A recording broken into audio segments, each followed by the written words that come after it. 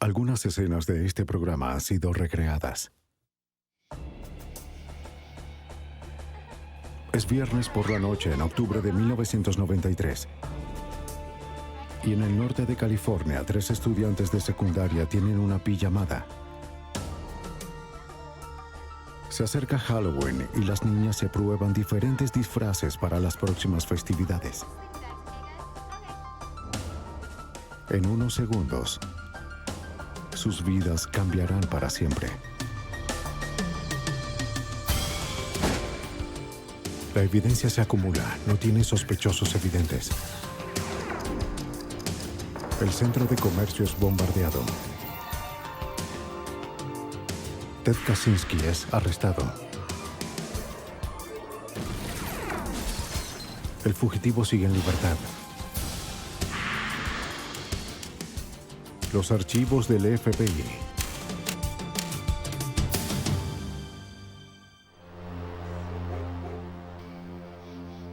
Polly Klaas, secuestrada. 1 de octubre. Polly Klaas y Gillian Pellan esperaban a otra amiga fuera de la casa de Polly en Petaluma, California. Hola. Hola, Kate. Sí. Eran alrededor de las 8:30 cuando Kate McLean y su madre llegaron. Las 3 niñas estaban listas para divertirse. Era viernes. Había helado en el refrigerador y se quedarían despiertas toda la noche. Esta iba a ser una fiesta.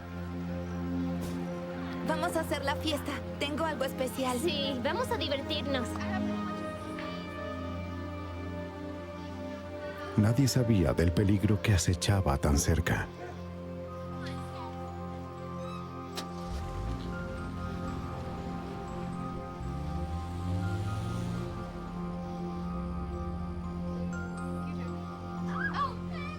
Las niñas estaban en la habitación de Polly, pero no podían evitar hacer ruido tan fácilmente. Les voy a ganar. ¡No! Alrededor de las 9:45, la madre de Polly, Eve Nicole, fue a ver a las niñas y les pidió que bajaran la voz. Estaba sufriendo de migraña y quería acostarse temprano.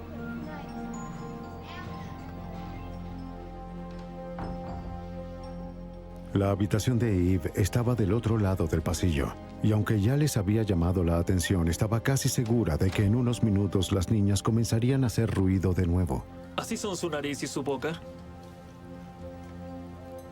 Antes de acostarse, Eve tomó sus pastillas para bloquear todas las distracciones y dormir más rápido.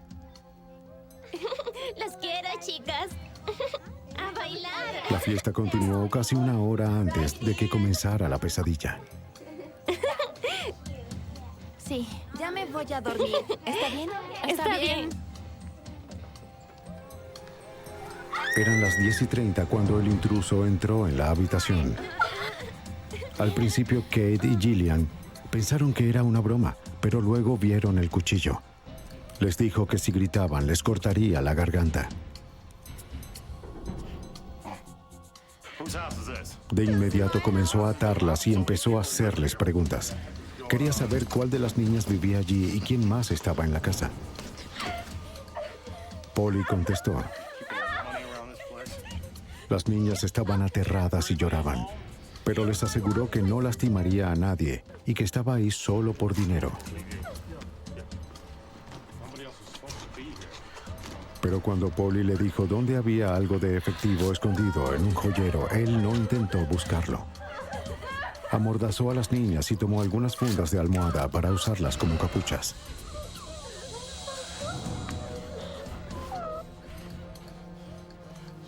Hizo que Polly se levantara y les dijo a las demás que contaran hasta 1000. Dijo que para cuando terminaran, ella estaría de vuelta.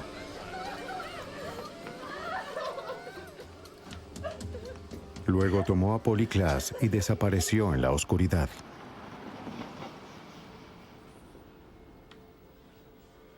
Los oficiales de la policía de Petaluma aparecieron en la escena luego de que las niñas lograran liberarse y despertaran a la madre de Polly. Llegaron en minutos. Los investigadores entraron a la habitación y comenzaron a revisar.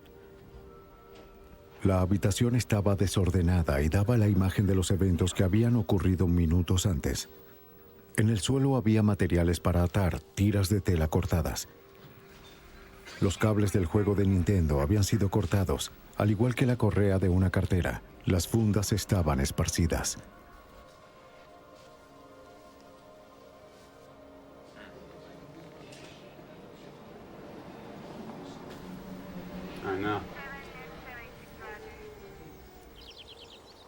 Lo que vio el detective de la policía de Petaluma, Mike Mies, no fue alentador. Recuerdo que estaba en la entrada de la habitación de Polly, viendo las pocas bolsas de evidencia que habíamos podido recolectar y pensaba que eso era una cantidad muy pequeña. Y le dije a mi compañero Larry Pelham, tomemos la alfombra. Respondió, ¿por qué? Y le dije, no sé por qué, pero tomemos la alfombra, no tenemos suficiente evidencia. Hola.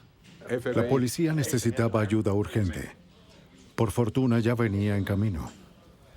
Luego de haber sido contactados por la familia Class, el FBI ofreció sus conocimientos. ¿Qué tal si ya hablaron con la madre? Sí. Poco después de la medianoche, el FBI llegó a la casa de Polly Class. Por lo general, el buró se encarga de secuestros y con 800 casos por año cuentan con mucha experiencia. Debido a que era cercano a la comunidad y experto en casos de secuestro, el agente especial Ed Fryer se convirtió en el investigador principal, pero él sabía que algo en este caso era diferente. Tenía todas las características de un caso de secuestro por extraños, porque las declaraciones de las niñas eran consistentes. Los casos de secuestro por extraños son los más difíciles de resolver, según mi experiencia, porque no hay relación entre el perpetrador del crimen y la víctima, o la familia de la víctima, o alguien que puede estar asociado a ella. Es decir, normalmente es un acto al azar. Sorpresivamente, la gran mayoría de los secuestros involucran a miembros disgustados de la familia. Y aunque los padres de Polly estaban separados, su padre, Mark Class, de inmediato fue dejado libre de cualquier responsabilidad. Estaba llorando. Los secuestros que involucran a completos extraños son extremadamente raros y les deja poco a los investigadores para avanzar. En este caso, sin embargo, había testigos. Un dibujante del Departamento de Policía de San Rafael fue contactado. Durante 2 horas, Gillian y Kate intentaron describir la cara del hombre que irrumpió en la habitación. Las niñas todavía estaban terriblemente afectadas, pero lograron darle al artista una muy buena descripción. La ató. Las autoridades ahora tenían una primera idea de cómo lucía el extraño. Después de las 4 de la mañana, las niñas fueron llevadas a la estación de policía y el FBI llamó a una de sus fuerzas especiales. El equipo de recolección de evidencia. Tony Maxwell es quien dirige el grupo. Al revisar los casos a lo largo de los Estados Unidos, hemos descubierto que cuando alguien es secuestrado, especialmente un niño pequeño, por lo general va a ser lastimado dentro de las primeras 24 horas y es muy probable que en los primeros días pueda ser asesinado. Así que el tiempo es oro. En este tipo de trabajo, el investigador tiene que avanzar muy rápido. El equipo de recolección de evidencia es el encargado de proveer análisis forenses en una escena del crimen. Su única responsabilidad es recolectar evidencia. Y utilizan el equipo de recolección más sofisticado que tienen para hacerlo. Una aspiradora electrostática recoge pequeños cabellos y fibras del suelo cuando se hace pasar una carga positiva sobre una lámina de polietileno. Cualquier residuo suelto se adhiere al polietileno y este es enviado al laboratorio para una inspección detallada. Aunque el departamento de policía había buscado huellas digitales, se fueron sin nada prometedor. No tenían acceso a las mismas herramientas del FBI. La fuente de luz alternativa era un nuevo método que utilizaba un polvo fluorescente único, que al combinarse con distintas luces ultravioletas y lentes de seguridad color ámbar, podían iluminar muchas cosas que de otra manera quedarían ocultas. El equipo encontró 4 docenas de huellas digitales que la policía no pudo ver al usar las herramientas convencionales. Sin embargo, no fueron útiles, ya que se determinó que eran de la familia y de los amigos. Luego de horas de búsqueda meticulosa, algo finalmente apareció. Sí, Hola. claro, ¿Tienes estoy algo? trabajando en ello. Sí, sigo trabajando en ello. Encontré unas huellas por aquí. Parece que están completas, muy interesante. Una huella palmar que al principio parecía ser la primera pieza real de evidencia forense dejada en la escena.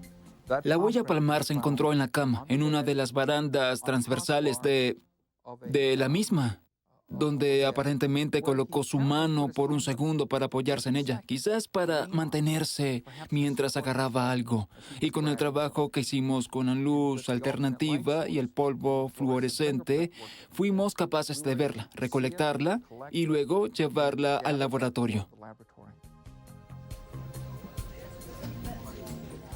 En ese momento, la base de datos de huellas digitales del FBI, AFIS, no contenía huellas palmares, solo huellas digitales. Pero una huella palmar no atrapará a un sospechoso, solo servirá para identificarlo una vez que sea capturado. El agente especial del FBI, Mark Mershon, explica. A menudo las personas creen que con tener una huella digital o una huella palmar, de inmediato se establece la identidad de un criminal.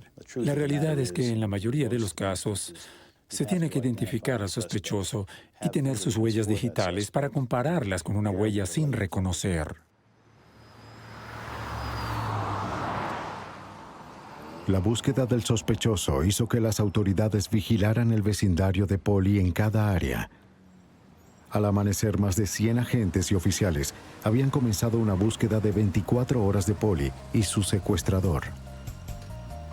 Fueron traídos helicópteros y perros, y las autoridades locales y el FBI distribuyeron boletines por todas partes. Una a una, cada casa del vecindario fue registrada.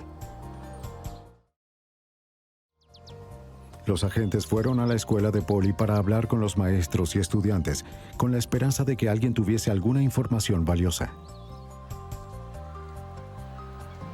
Los investigadores interrogaron a los vecinos en parejas, preguntándoles si alguno había visto algo sospechoso esa noche. Los vecinos de Polly fueron interrogados uno a uno. Muchas personas recordaron haber visto a un extraño en el vecindario que encajaba con la descripción dada por las niñas.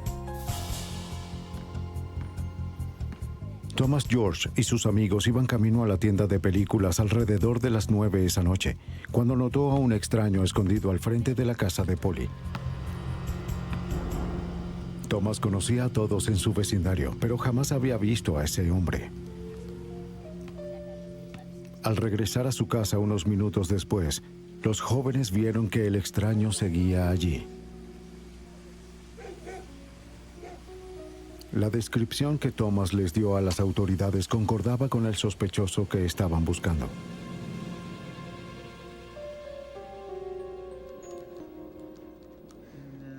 Sean Bush estaba jugando videojuegos con algunos amigos que vivían en una pequeña casa alquilada justo detrás de la casa de Polly.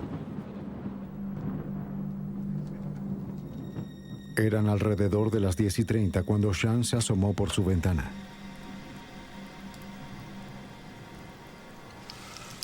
Se sorprendió al ver a un hombre extraño en el porche trasero de la casa de Polly.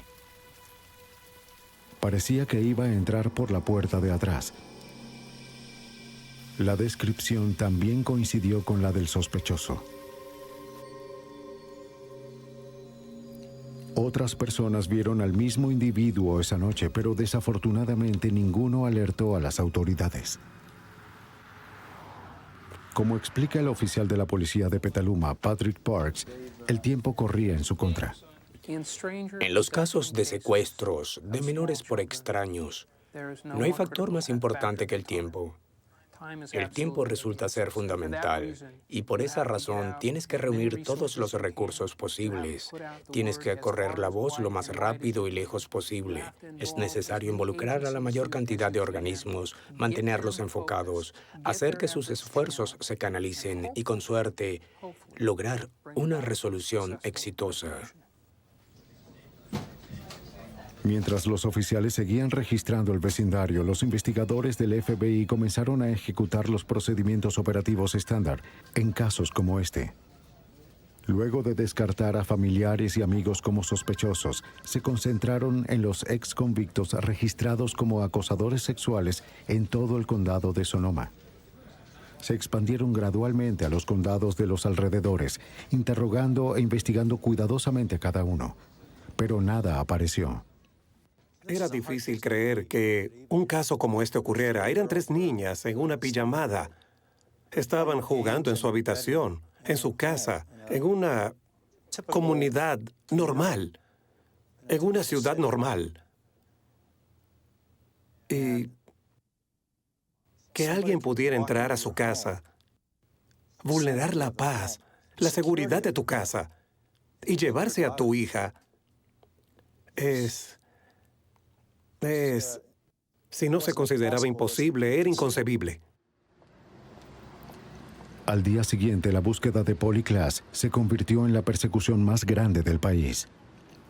Se formó una red masiva de voluntarios para ayudar a las autoridades. Mientras cientos de personas buscaban, otros distribuían volantes, intentando llegar a toda la ciudad lo más rápido posible. Y dejaron varios por allá. De vuelta en el laboratorio de rastros de evidencia del FBI en Washington, D.C., el experto forense Chris Allen inspeccionaba cuidadosamente los objetos recolectados en la casa de Polly. Noté que al desatar cada uno de los pedazos, las finas tiras de nylon que usaron para atar a las amigas de Polly tenían los bordes irregulares. Fui capaz de alinearlos a la perfección y así pude determinar que todas pertenecían a una prenda de vestir. Una similar a la de una bata de mujer o un material que era deslizante. Otras piezas de evidencia encontradas en la habitación de Polly no fueron tan fáciles de clasificar. Las pequeñas fibras recogidas con la aspiradora electrostática resultaron muy difíciles de identificar. Luego de una meticulosa inspección y comparación, Allen concluyó que provenían de la alfombra de un automóvil. Al no ser de los autos que se encontraban en la casa de Polly, Allen sospechó que las fibras debían provenir del auto del secuestrador.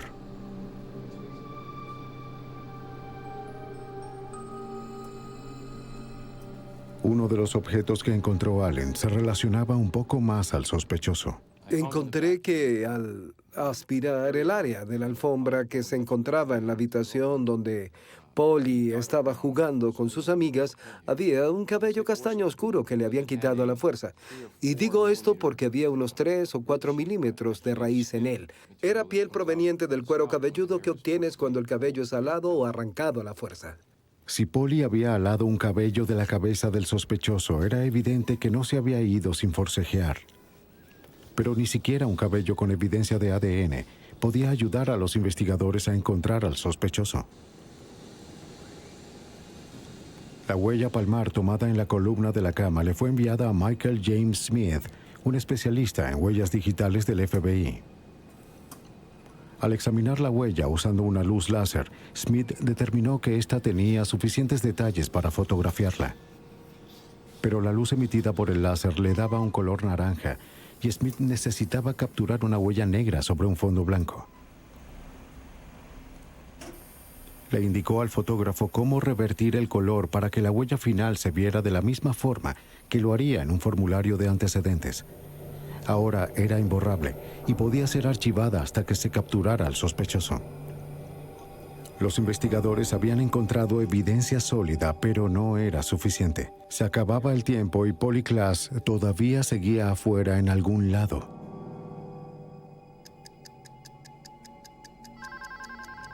«48 horas luego del secuestro de Polly Klaas, su padre Mark recibió una llamada. ¿Polly? Se escuchaba como Polly. Le dijo a su padre que estaba en la habitación de un hotel y que su secuestrador había salido a caminar un momento. ¡Polly! Luego se cortó la línea. Parecía el primer indicio de esperanza. Desafortunadamente, ya que la línea de Mark no estaba preparada para un rastreo, las autoridades no podían hacer más que esperar por otra llamada.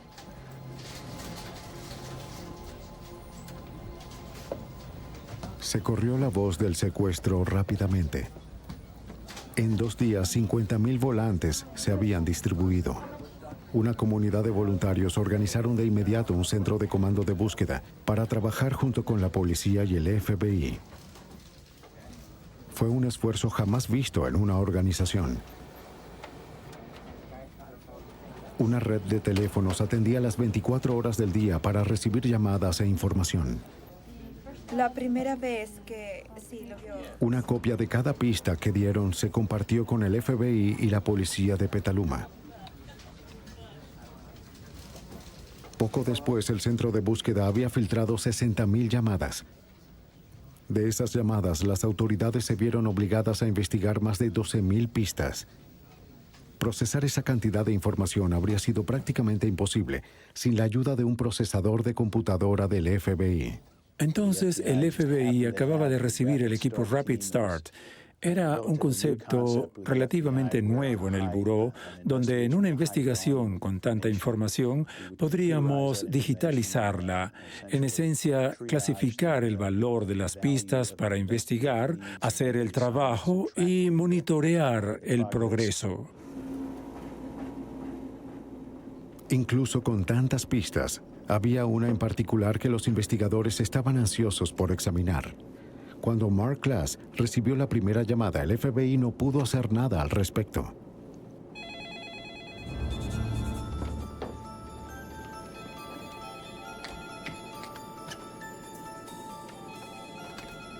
Para cuando volvieran a llamar, estarían listos. ¿Hola? Al igual que en la primera llamada, se escuchaba como Polly, y solo pudo hablar por un corto tiempo antes de que tuviera que colgar. Pero bastó para que las autoridades pudieran rastrearla. ¡Polly! ¡Lo tengo!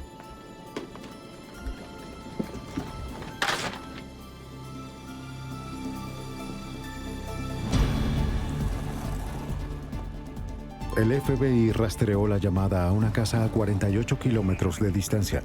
No hubo suficiente tiempo para reunir un gran grupo de agentes. El trabajo tendría que ser manejado por unos pocos.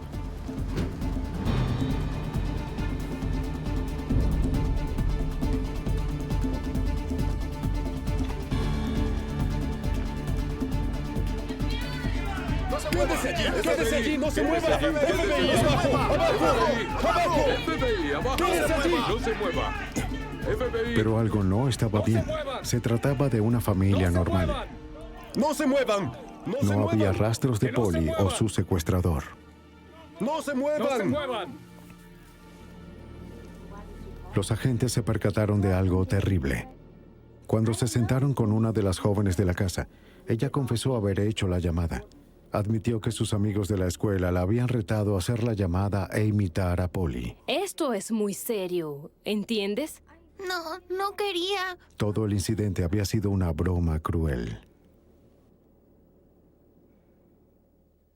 Este era el único indicio que teníamos después de una semana de que Polly aún podía estar viva y estábamos seguros y confiábamos en que todo esto nos daría la solución para rescatarla, pero por supuesto no fue así.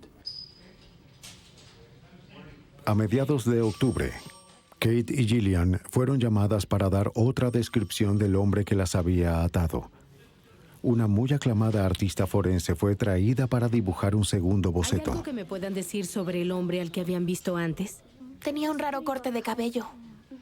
La artista era conocida por tranquilizar a los testigos lo suficiente como para obtener una descripción precisa. Las niñas estaban menos tensas que aquella noche y fueron capaces de dar más datos con que trabajar. El segundo boceto fue mucho más preciso. Este lucía como una persona. Con esta descripción de su peinado, de verdad podemos decir... Volantes nuevos se repartieron de inmediato. No había tiempo que perder. Si nos fijamos en algunos secuestros por extraños, encontramos normalmente la regla de los tercios. 1/3 de los niños secuestrados son rescatados con vida, 1/3 son encontrados muertos y del resto nunca se vuelve a escuchar nada más. A eso es a lo que nos enfrentábamos en esta investigación en particular, y creo que esa fue una de nuestras motivaciones para mantener un esfuerzo continuo. Luego de haber ofrecido una recompensa por el regreso de Polly, las autoridades recibieron una llamada exigiendo un rescate de $10,000. Señora, baje del auto. Rastrearon la llamada a un edificio en Petaluma. Esta vez un equipo SWAT llegó en un gran número. No iban a correr ningún riesgo. ¿A dónde va? ¡Espere!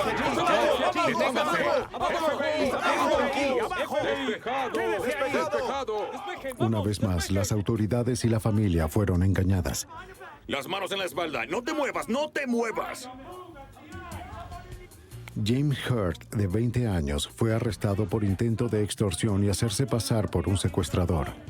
Fue un golpe duro para todos.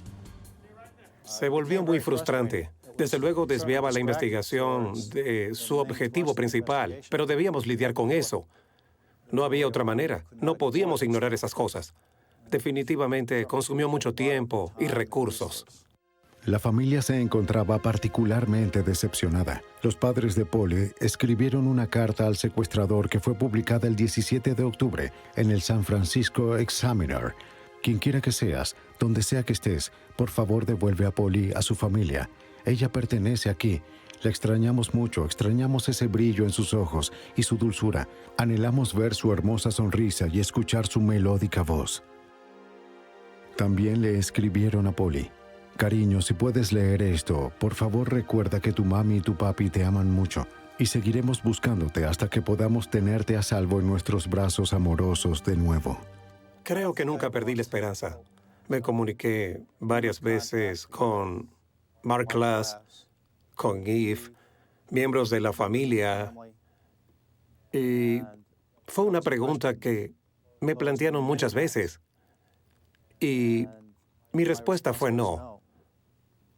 No hemos perdido la esperanza. No perderemos la esperanza. En todo el país, la gente quería ver a Polly de vuelta en casa. Aparecieron pancartas. Y los norteamericanos realizaron una vigilia con velas. Miles de personas llevaban cintas lavanda, el color preferido de Polly, para mostrar su apoyo en la búsqueda. Realizábamos búsquedas durante el día, durante la noche. Teníamos una operación de 24 horas. Realizamos búsquedas en días soleados, días nublados, días lluviosos, noches lluviosas.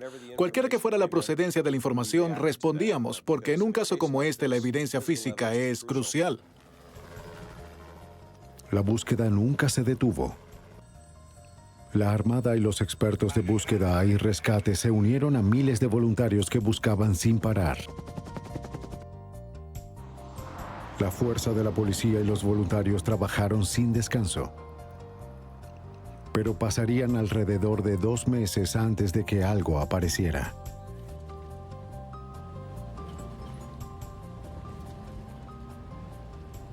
El 28 de noviembre de 1993. Fue 2 meses después de que Polly Klass fuera secuestrada que las autoridades consiguieron la primera pista real. En el condado de Sonoma, un oficial fue llamado a la casa de Dana Jaffe. Se encontraba al final de un camino largo y sinuoso en la carretera de Pitian.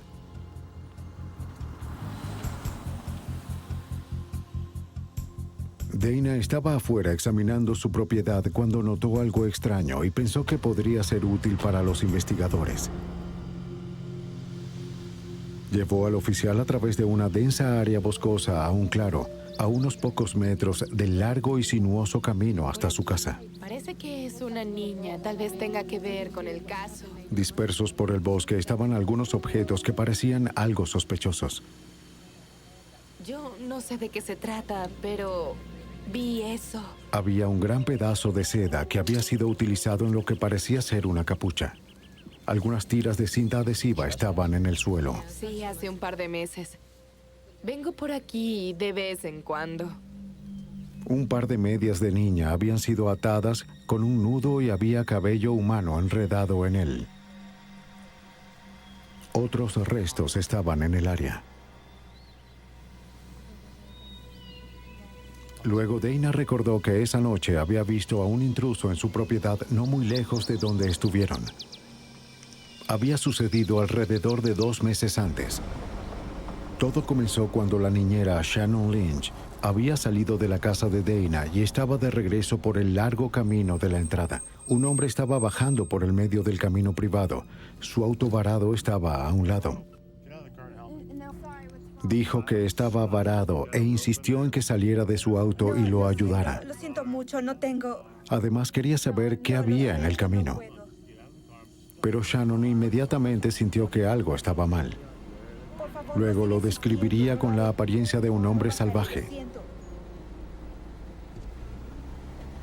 Siguió conduciendo, dejándolo allí, decidida a conseguir un teléfono.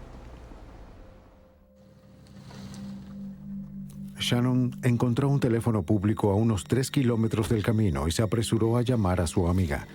Estaba ansiosa por contactar a Dana y advertirle sobre el temible hombre que entró en su propiedad. Dana no perdió tiempo. Tomó a su hija y un bate de béisbol y bajó por la colina. Vio el auto como Shannon había dicho, pero el hombre extraño no se veía por ninguna parte. Continuó conduciendo hasta el pueblo y llamó a la policía.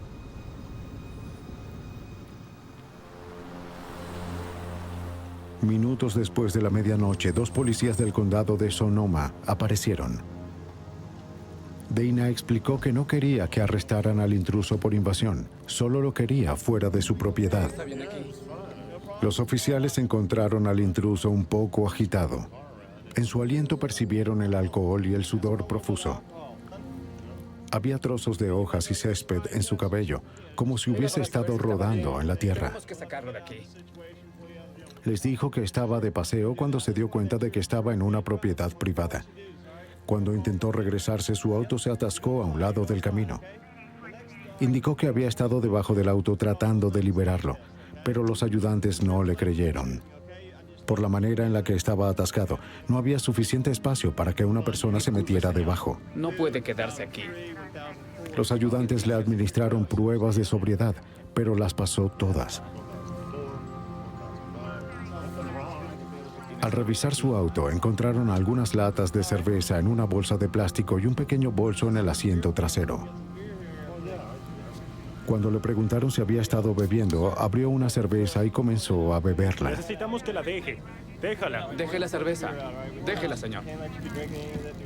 De inmediato hicieron que la vaciara y le dijeron que querían registrarlo. Se puso de muy mal humor. Cálmese. Para hacerlo obedecer, los oficiales le dijeron que tendrían el derecho de arrestarlo por invasión de propiedad. Luego de escuchar esto, recuperó la calma. Lo revisaron cuidadosamente y continuaron interrogándolo, pero no encontraron nada incriminatorio. Solo era extraño. Los ayudantes seguían sospechando, pero cuando vieron su licencia la verificaron. Su expediente de conducción no tenía problemas y había pasado las pruebas de sobriedad. Lo habían retenido por al menos unos 45 minutos y no tenían razones legales para detenerlo por más tiempo. Sí, lo sé. No hubo nada más que hacer que sacar su auto y enviarlo de regreso.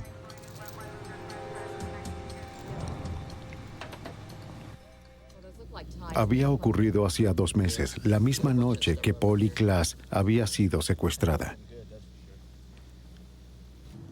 Una capucha, cintas, un par de medias de niña, era mucho más que una coincidencia. Al colocar todo junto, el ayudante llamó rápidamente al departamento de policía de Petaluma. En 1 hora, el detective Mike Meese y el agente Ed Fryer llegaron para examinarlo. Nunca olvidaré la escena. Era tarde en la noche en ese momento. Mike Meese y yo estábamos parados en la ladera a un lado de la carretera a Pityan y empezaba a ponerse algo neblinoso. Estaba comenzando a llover. Nos miramos y supimos en nuestros corazones que habíamos descubierto una escena del crimen muy crítica y nos llevaría a resolver el caso. Luego de reunir la evidencia, los investigadores comenzaron a buscar de inmediato en la carretera de Pitian cualquier rastro de Polly. Tardamos días buscando en la montaña con más de 300 voluntarios. Creo que teníamos 25 o 30 perros de búsqueda y condujimos una extensa búsqueda por tierra de Polly, creyendo que aún seguía viva, la cual era la premisa con la que trabajábamos. Mientras empezaba la búsqueda, todo empeoró. Las autoridades se reunieron con la policía del condado de Sonoma para obtener el reporte completo de lo sucedido en la propiedad de Dana Jaffe.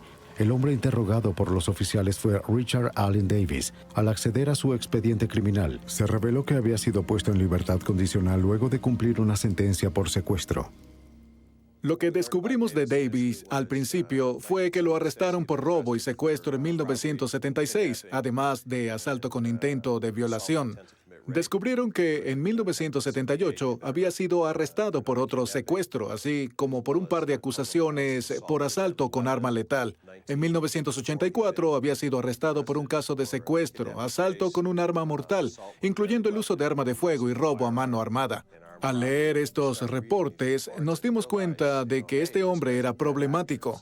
Se trataba de un individuo realmente muy capaz de estar involucrado en un crimen como este. La foto policial en el archivo coincidía con la descripción de las niñas. Su madre vivía en Petaluma, lo que le dio una razón para haber estado allí. Todo comenzaba a tener sentido.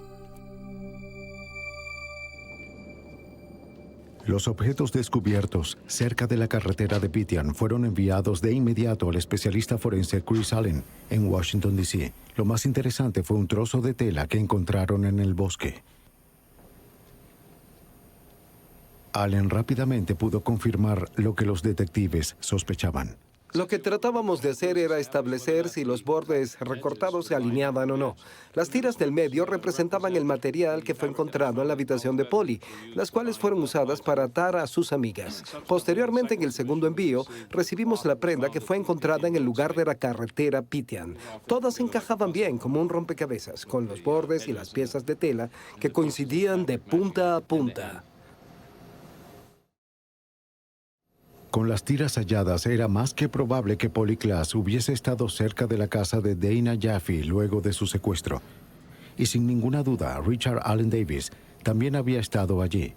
Aunque no era lo suficiente para arrestar a Davis por secuestro, los detectives percibieron que si podían ponerlo bajo custodia, podrían reunir en poco tiempo la evidencia necesaria para relacionarlo con la desaparición de Polly. Lo demás ya no tenía sentido. Nos concentramos en lo que teníamos con el señor Davis y lo sucedido en la carretera Pitian. Y lo que haríamos a continuación.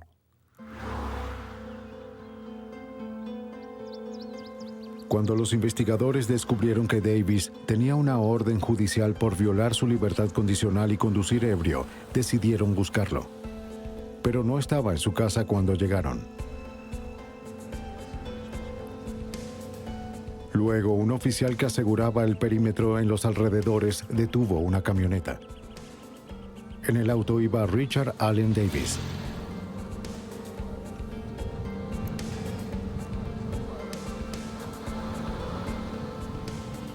Cuando el oficial se percató de quién era, llamó a los investigadores que estaban en la casa. ¿Hay algún problema? No, señor. Espere aquí.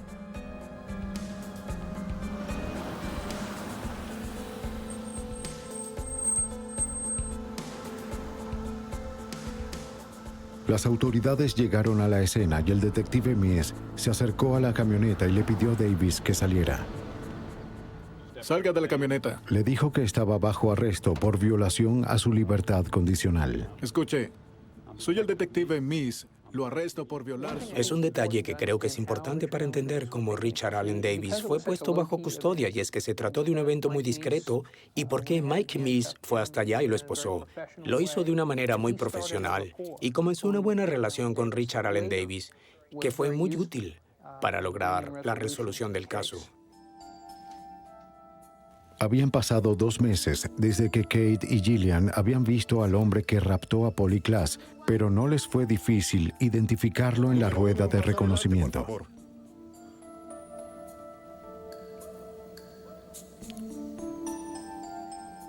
Incluso sin la barba, era un rostro que no podrían olvidar jamás. Uno vuelva, por favor.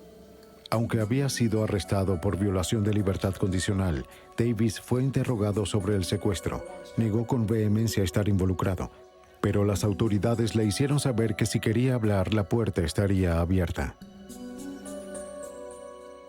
Llevé a Davis a la sala y le dije, escucha, lo que debes saber es que tenemos toda la evidencia física necesaria para el caso y solo te ves como un secuestrador justo ahora. Así que si quieres hablar al respecto, debes decírmelo. No dio una respuesta evidente, no quería hablar. Y recuerdo haber tocado mis bolsillos para buscar una tarjeta de presentación. No la tenía conmigo. Luego le dije, oye, dejaré mi nombre y mi número con aquellos hombres, es decir, los oficiales correccionales, y si alguna vez quieres decir algo, llámame. En el laboratorio de evidencias del FBI, Mike Smith comparaba la huella palmar encontrada en la habitación de Polly con otra que le tomaron a Davis desde su arresto. Esta era una evidencia crucial. Si las 2 huellas coincidían, Davis quedaría relacionado con el secuestro. Después de un análisis cuidadoso, los resultados le fueron comunicados al agente Fryer.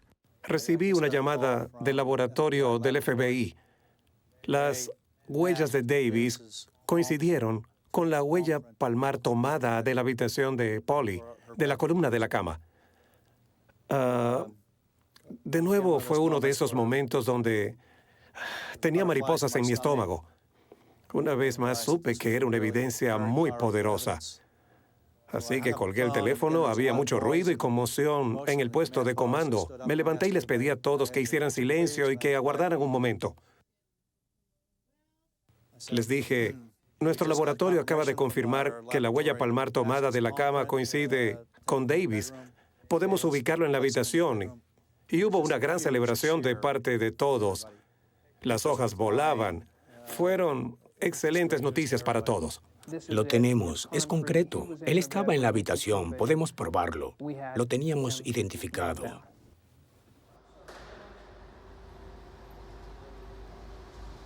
Aunque las noticias de la huella correspondiente se habían hecho públicas, David estaba recluido en aislamiento y no había escuchado nada al respecto. Luego, un día, un amigo fue a visitarlo. Él instó a Davis a hablarle a las autoridades y decirles dónde estaba Polly. Pero él continuaba negando su responsabilidad. Su amigo le dio las noticias que ya el resto del país había escuchado. Fue una completa sorpresa. David sabía que iba a ser imposible explicar cómo su huella palmar coincidía con la de la habitación de Polly. Solo había algo que podía hacer. En la mente de Davis, ahora debía hacer algo, y eso era intentar hacer cualquier trato posible con las autoridades, porque sabíamos que él había estado en la habitación. Podíamos ubicarlo ahí. Mientras continuaba la búsqueda masiva de Polly cerca de la carretera de Pitian, el detective Miss fue notificado para llamar a la cárcel. Este era el momento que todos esperaban, y Miss estaba ansioso por lo que podría descubrir. Luego de esta espera, Davis atendió el teléfono y reconocí su voz. Supe que era él y me dijo, oye, lo arruiné totalmente. El detective Miss y el agente especial Larry Taylor se reunieron con Davis en la sala de interrogación, donde reveló los detalles de la noche del 1 de octubre.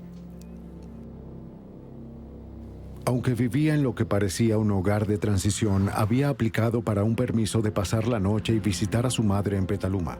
Al no poder conseguir la casa, bebió algunas cervezas y caminó por las calles del vecindario de Polly.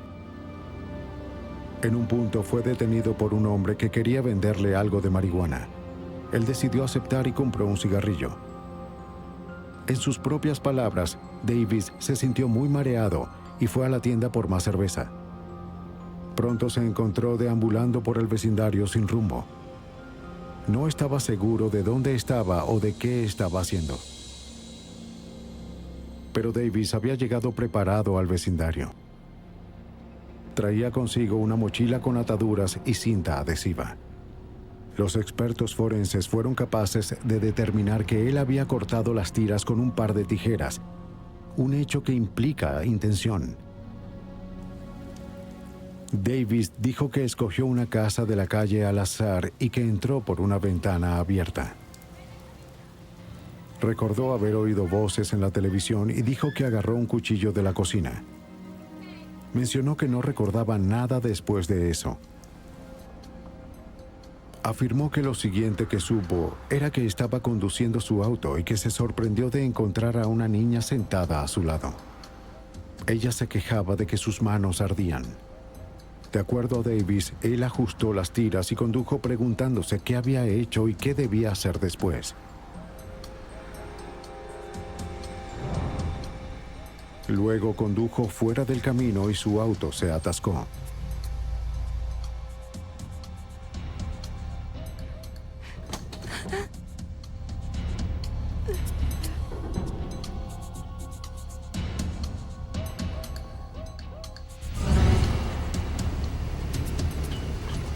Cuando supo que ya no podría continuar, sacó a Polly del auto y la llevó por un terraplén empinado a unos 27 metros de distancia.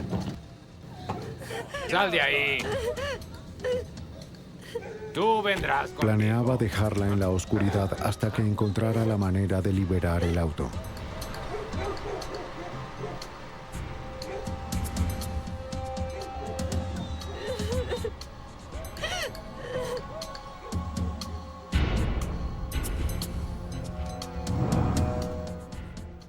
El resto de la historia de Davis sobre lo que ocurrió en la carretera de Pityan coincide con los relatos de la testigo.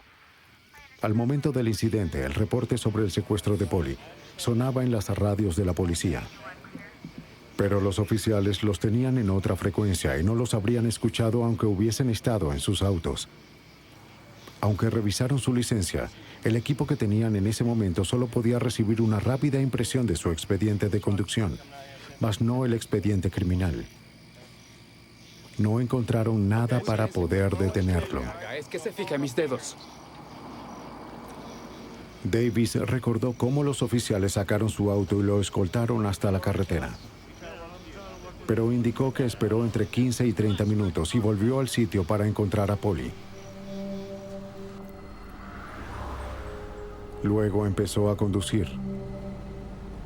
En un punto se dio cuenta de que debía deshacerse de ella. Al fin, las autoridades habían descubierto lo que ansiaban saber. Polly Klaas estaba muerta. Y Richard Allen Davis era el responsable. Davis accedió a llevarlos a un lugar en el área desierta de Cloverdale donde había dejado el cuerpo. Era de noche, pero los inspectores sentían que la necesidad de confirmar la historia de Davis no podía esperar hasta el amanecer. Los guió a un campo desolado. En el campo, los investigadores descubrieron el cuerpo de Polly Klaas.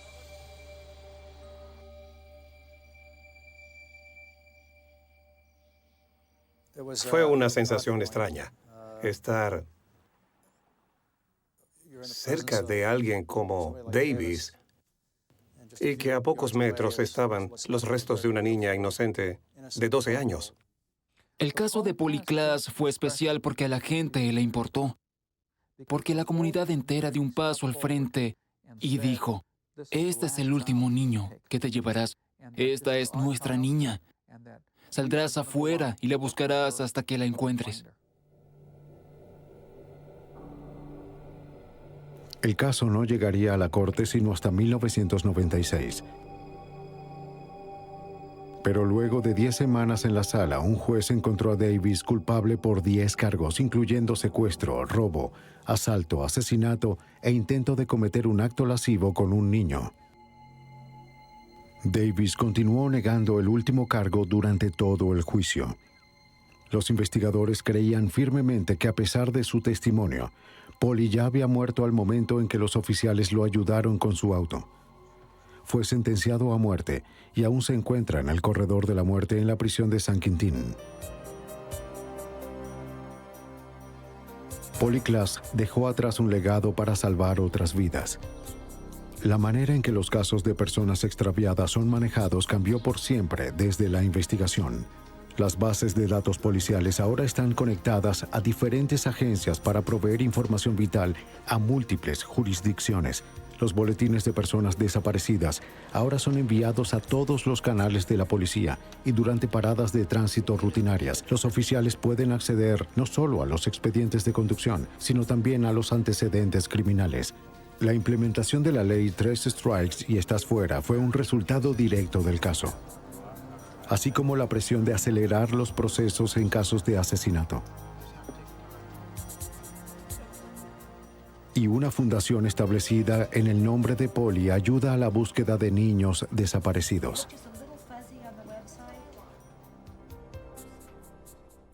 El involucramiento del FBI fue crítico para llegar a la resolución de este caso. Si no se hubieran involucrado desde el inicio, es dudoso que hubiésemos resuelto el caso o que lo hubiéramos logrado tan rápido, a pesar de que pareció un largo tiempo. La singular sociedad que se formó entre la policía local y el FBI fijó un precedente que continúa hasta este día.